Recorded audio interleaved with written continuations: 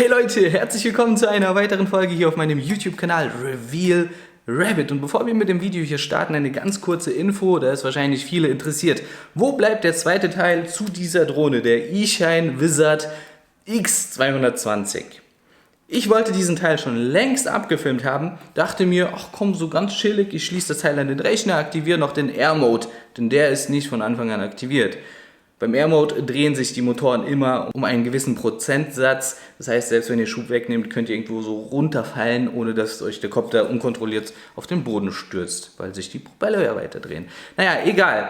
Aber so ein Amateur, wie ich in dem Thema bin, habe ich da die ganzen Einstellungen gelöscht und zerschossen, habe es versucht wieder irgendwie gerade zu biegen, aber das Teil macht noch nicht das, was ich möchte. Ich muss, wenn ich wieder ein bisschen mehr Zeit habe, das irgendwie wieder herstellen, dann kann ich erst den zweiten Teil für euch filmen. Sorry dafür, aber es läuft nicht immer optimal. Aber dafür jetzt hier ein neues, weiteres interessantes Video. Es gibt Neuigkeiten von DJI und zwar haben die den DJI Flugsimulator vorgestellt. Es gab ja schon einen kleinen in der App, wo man so ein bisschen mit der Drohne rumschweben konnte, direkt über Smartphone. Aber jetzt wurde das Ganze auf ein neues Level gebracht. In erster Linie richtet sich das Ganze eigentlich erstmal an B2B, das heißt Business to Business. An Unternehmen, Feuerwehrwachen, Polizeistationen, alles was heutzutage Drohnen einsetzt, Landwirtschaft und so weiter, dass die Piloten, die ja an sich nichts mit Drohnen zu tun haben, erstmal vorab am Rechner üben können. Ähnlich wie bei den Renndrohnen. Ne? So ein Simulator ist das A und O, wenn du deine Drohne nicht direkt crashen willst. Wir wechseln jetzt die Location, gehen an den Rechner und schauen, was diese Software so kann. Lass mal rübergehen.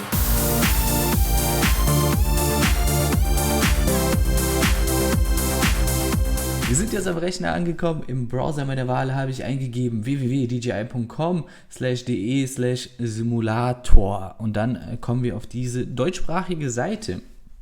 Zunächst einmal können wir uns ja erstmal ein kurzes Video anschauen, was das Ganze überhaupt ist, damit ihr ein Gefühl dafür bekommt. Jetzt lädt das Ganze schon mal so 1080p, Play und machen wir mal Vollscreen, oder? Over the past few years, DJI has been a pioneer in empowering enterprises with drone technology. Improving the safety. Also hier der Fokus auf jeden Fall auf Industrieanwendungen. However, rapid adoption of this technology has resulted in a lack of qualified pilots to meet the industry's demand. Introducing DJI Flight Simulator. Der DJI Flugsimulator. Das sieht auf jeden Fall schon mega schön aus, die Umgebung.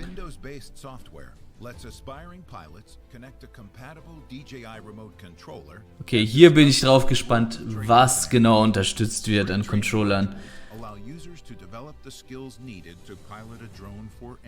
Das ist cool, das ist mega cool, habt ihr gesehen?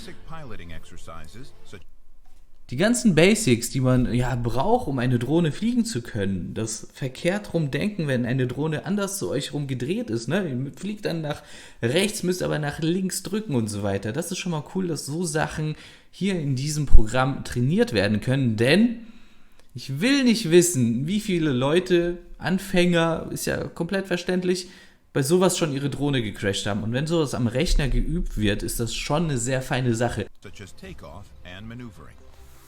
The Free Flight Module provides an opportunity for pilots to log virtual hours behind the stick. Ja, wie ein Flugzeugpilot. Die gehen ja auch erstmal in einen Simulator. Cool. Das ist nice. Das ist echt gut.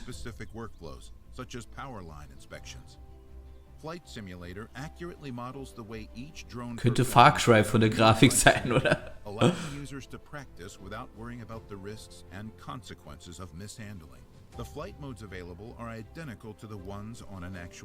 Sehr schön, die Modis werden übernommen.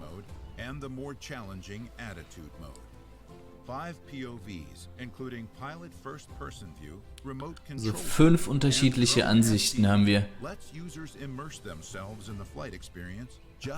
Was ist das bitte für eine futuristische Stadt? Shenzhen, China, irgendwie in ein paar Jahren? Ja, bestimmt.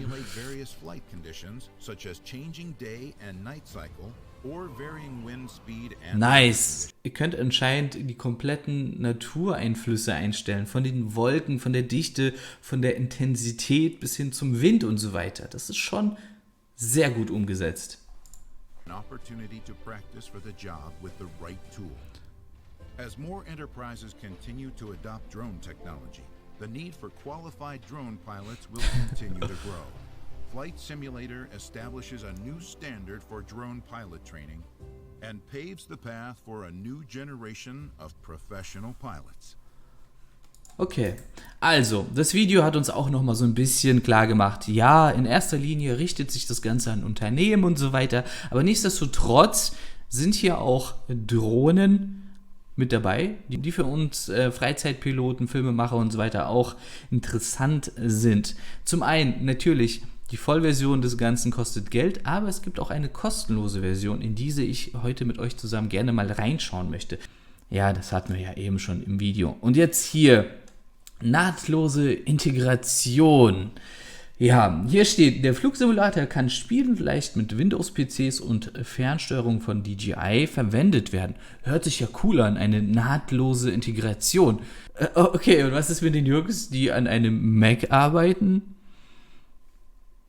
Ja, sehr nahtlos. Und dann der nächste Absatz, kompatible Fernsteuerung. Das war jetzt für mich sehr interessant. Phantom-Serie und Mavic Air-Serie. Und das finde ich ganz schön scheiße, um ehrlich zu sein. Also hätte schön sein können, aber so wie es aussieht, ich habe gerade weder eine Phantom-Steuerung zu Hause noch eine Mavic Air-Steuerung. Ich habe jetzt meine Mavic 2 Pro-Steuerung bereitgelegt und auch die von meiner Mavic 1 zur Sicherheit nochmal. DJI pushte die letzten Wochen und Monate die Mavic 2 Serie und dann wird in so einem Simulator es nicht geschafft, dass die Steuerung davon unterstützt wird. Ich hoffe ja, dass es irgendwie noch erkannt wird, aber warum? Müssen wir gleich schauen. Ich zeige euch auf jeden Fall das, was ich von der App zeigen kann. Wir gucken gleich definitiv rein. Und zwar können wir nämlich hier die kostenlose Testversion installieren.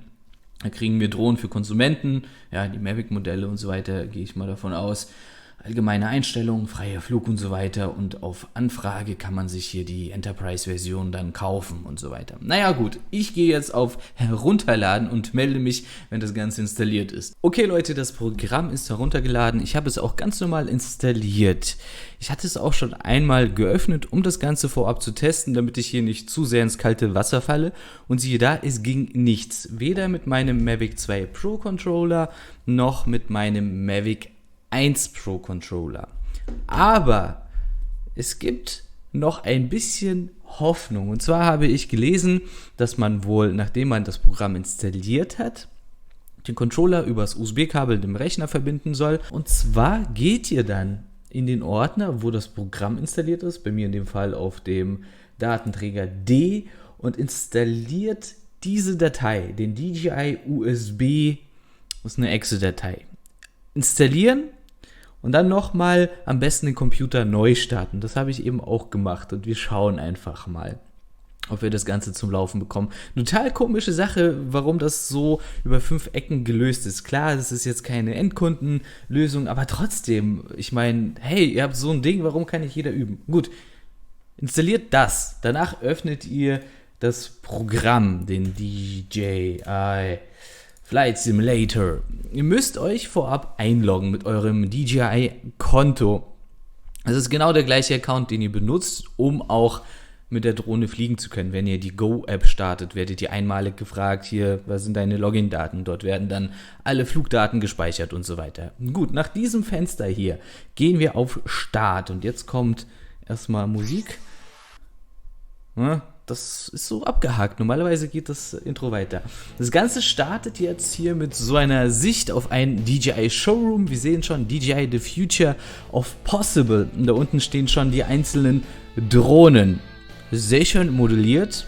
Die 3D-Objekte oder die 3D-Drohnen sieht man hier ganz gut. Wir haben jetzt die Möglichkeit, hier durchs Menü zu switchen, Einstellungen machen und so weiter. Aber wir gehen erstmal auf den Free-Flight-Modus und konzentrieren uns mal auf diesen.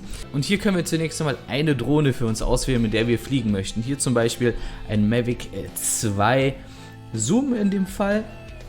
Oben sind ein paar technische Daten aufgelistet und unten links ein paar Features. Die können wir uns auch nochmal genauer angucken oder anzeigen lassen. Da wird nochmal beschrieben, was sie machen. Die App leider nur auf Chinesisch oder Englisch verfügbar. Okay, naja, ist halt so. Gut, hier zum Beispiel eine Phantom 4 Pro. Mit den Pfeiltasten können wir die Drohne auch von jeder Seite angucken. Also wirklich sehr schön modelliert, gefällt mir. Weiter runter und nach oben.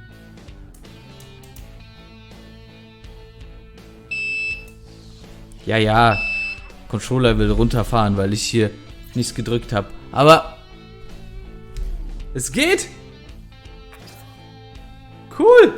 Wir können also jetzt schon mit dem Mavic 1 Pro Controller hier durchswitchen. Also es funktioniert. Obwohl die DJI schreibt, die Phantom-Steuerungen oder die vom Mavic Air. Warum? Naja, egal. Wir gucken mal weiter. Wir haben hier dann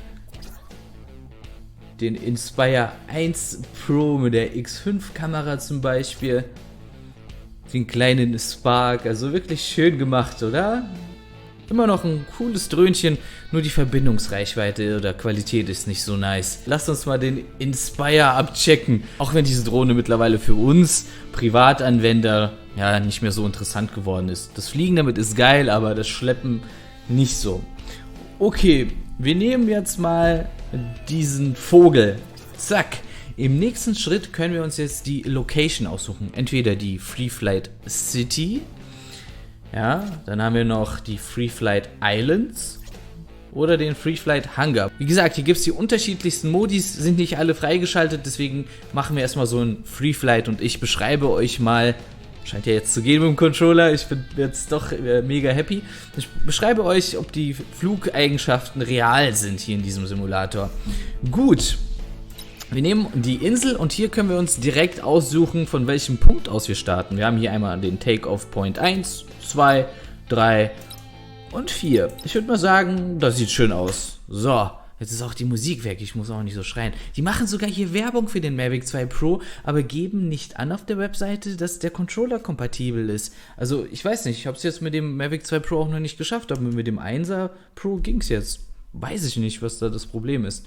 Aber wie gesagt, installiert diese Datei.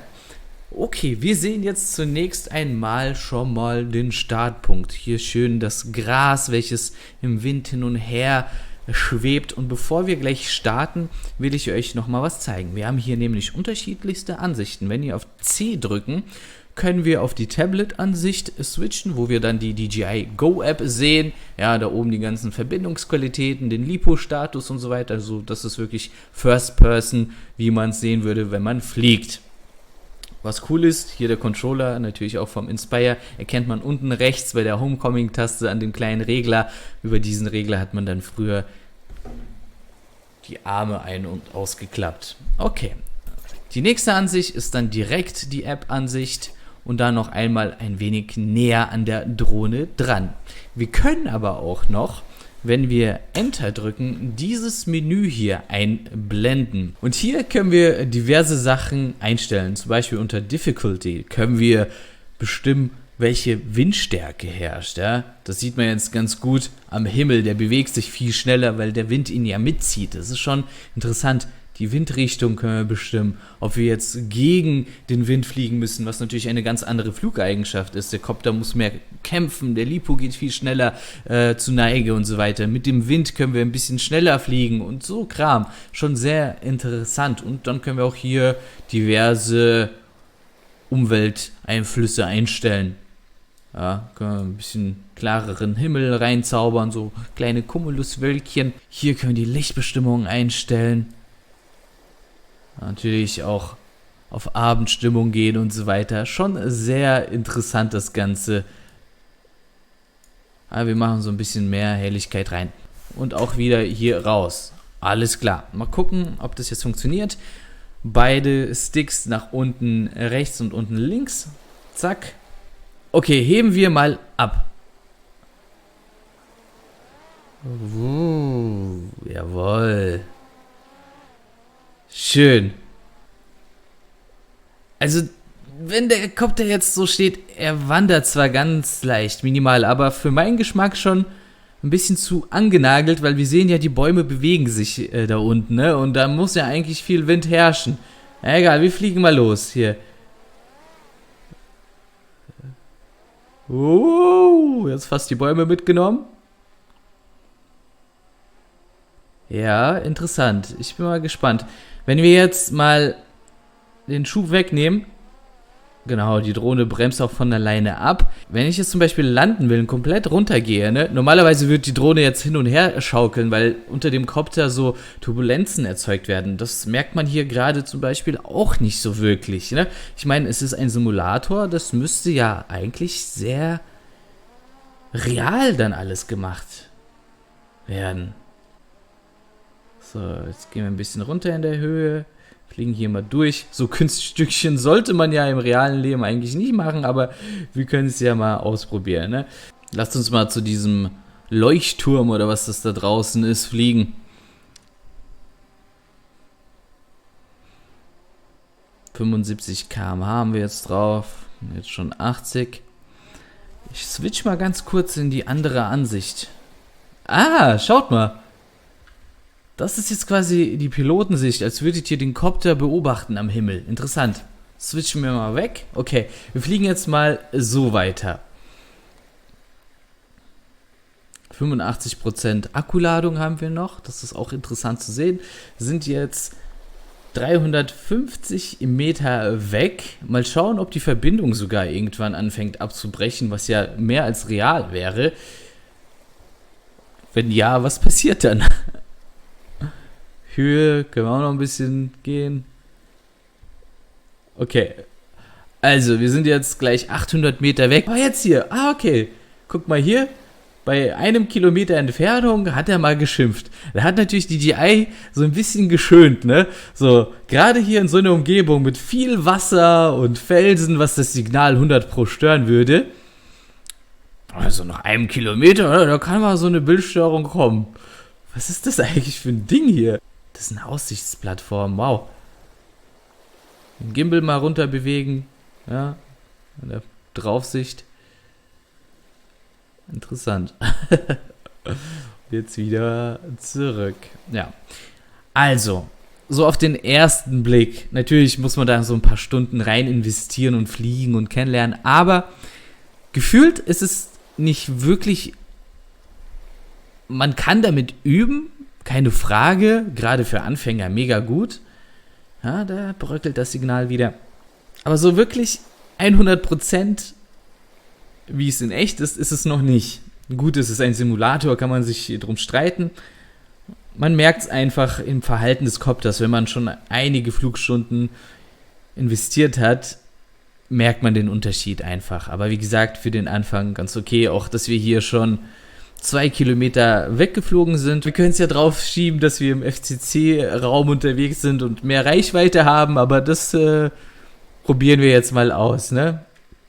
So, hier auf Sicht fliegen ist hier schon lang nicht mehr, sagen wir es mal so. Ein bisschen schade, wenn man lenkt, dass die Daumen so am Controller starr sind und die Gimbals sich so hin und her bewegen. Okay, wir sind jetzt bei 2,5 Kilometern Entfernung, fliegen auf das offene Wasser hinaus. Und ich muss auch sagen, dass der Lipo hier erstaunlich lange hält. Wir haben hier eine Inspire 1 Pro mit der schweren Kamera und sind erst bei 73%. Also,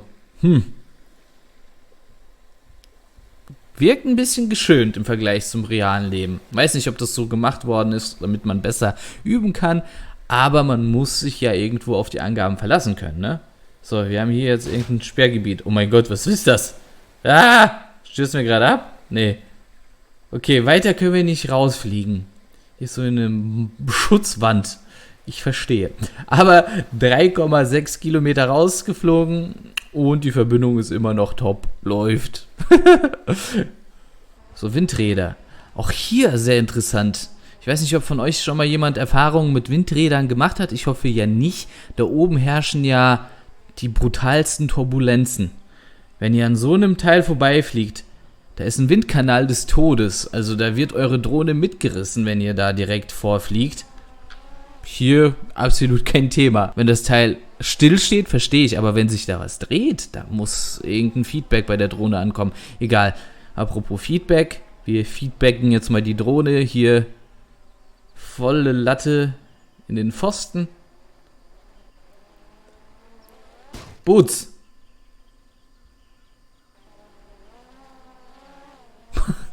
Okay. Nochmal. Der Effekt ist irgendwie lustig. Ich hoffe, dieses Video hat euch gefallen, Freunde. Wenn ihr Anregungen habt für kommende neue Videos, gerne auch über den Mavic 2 Pro, da bin ich schon ein weiteres am Produzieren. Schreibt es in die Kommentare und dann sehen wir uns in einem der nächsten Videos. Bis dann. Ciao.